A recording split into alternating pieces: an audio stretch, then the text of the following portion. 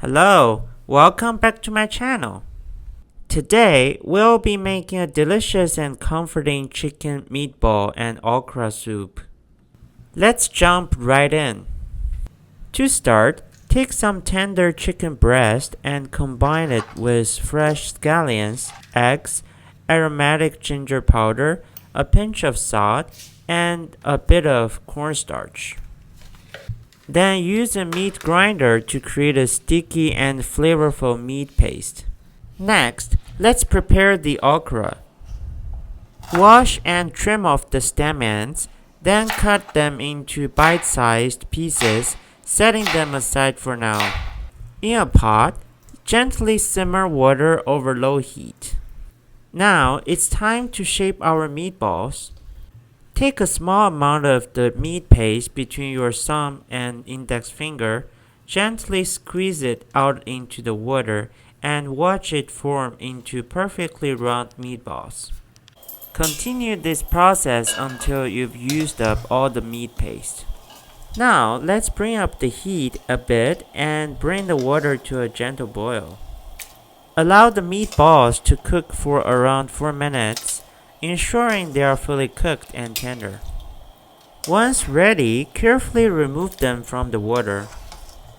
Bring the water to a boil again and this time add the meatballs back in.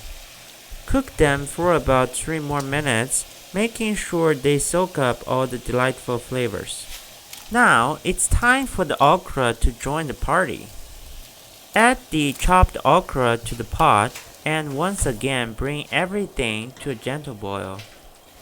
As the okra cooks to perfection, you'll notice its vibrant color and tender texture. For an extra touch of fragrance and richness, drizzle a few drops of aromatic sesame oil on top. Now, your chicken meatball and okra soup is ready to be served. Give this heartwarming soup a try and don't forget to share your thoughts with me in the comments below.